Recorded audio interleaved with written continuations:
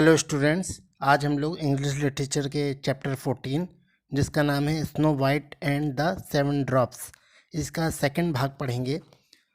First भाग हम लोगों ने चैप्टर नंबर 13 में पढ़ा था और उस कहानी में हम लोग एंड में पहुंचे थे कि जो स्नो वाइट थी वो सेवन ड्रॉप्स के एक कॉटेज में पहुंचती है और सेवन ड्रॉप्स उसे वहाँ पर रहने की अनुमति देते हैं और वो उनकी सेवा करती है, उनकी देखभाल करती है, उनको खाना वगैरह बना के खिलाती है और सब लोग आपस में खुशी खुशी रह रहे होते हैं।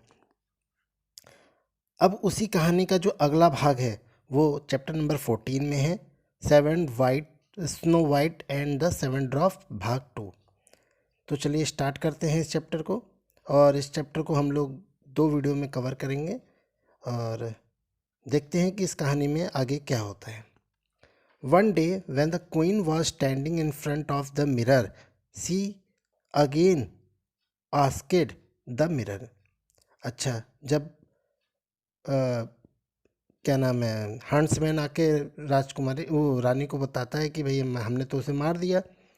ठीक है, तो एक दिन रानी एज़ यूजुअल हमेशा की तरह मिरर पे खड़ी होके और रानी मिरर से पूछती है कि mirror mirror on the wall who is the fairest of the all.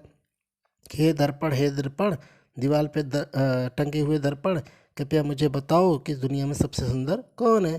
तो मिरर ने एज यूजुअल आवाज़ फिर से वही कहा, snow white is the fairest of all, snow white सबसे सुंदर है।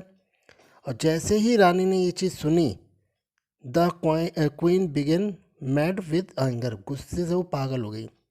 इन द फिट ऑफ एंगर, उसने अपने गुस्से में सी ऑर्डर्ड हर मैन, एक आदमी को ऑर्डर दिया कि तुरंत उस हंट्समैन को टू हैंग द हंट्समैन, उस शिकारी को क्या करो, फांसी पे चढ़ा दो। She decided to kill Snow White, उसने तय कर लिया कि अब उस स्नो वाइट को मार के रहेगी। She disguised herself as an old women, और उसने क्या किया, भेष बदला एक बूढ़ी औरत का। ठीक है, she put in her basket, उसने बास्केट लिया और उस बास्केट में fine ribbon, combs, belt, hair pin, flowers, brooches, perfume, ये सब उसमें रखा। She reached the cottage of the seven dwarfs, और फिर वो ये सब लेकर के सेवन ड्रॉप्स के कॉटेज में पहुंचती है। Where Snow White was living at that time, जहाँ पर स्नो वाइट इस समय रह रही होती है। Now the wicket queen knock the door, अब वो जो दुष्ट रानी होती है दरवाजे पे नॉक करती है और Snow White open the door, दरवाज़ा खोल देती है स्नो वाइट, और and came out of the cottage, और कॉटेज से वो बाहर आ जाती है। ठीक है, the queen showed her ribbon, belt and hair pin to the innocent Snow White, अब वो रानी जो है वो स्नो वाइट को अपने डलिए में रखे हुए सामान को दिखाती है कि भाई ये रिबन है, बेल्ट है, हेयर पिन है, इसको ले लो।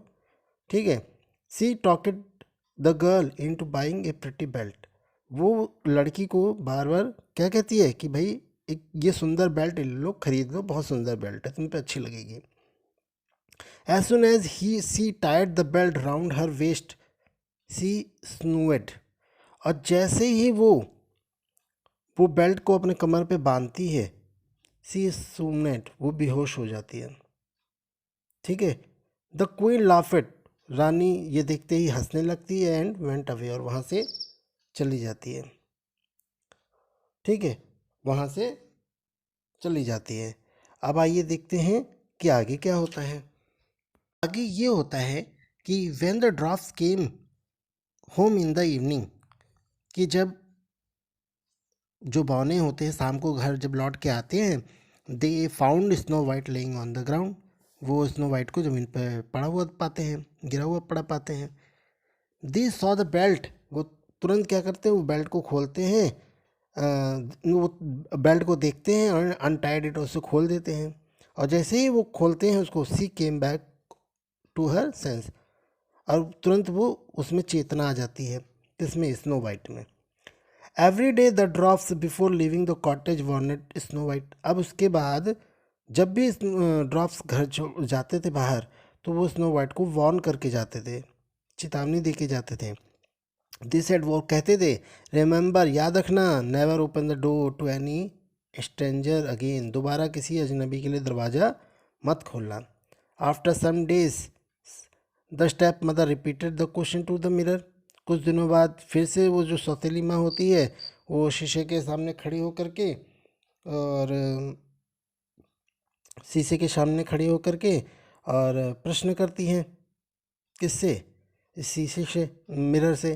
क्या कहती है, but this time also the mirror answered the थिम, कि प्रश्न करती है कि भाई कौन सुंदर है सबसे, तो फिर वही आंसर देता है मिरर कि भाई स्नो वाइट सुंदर है।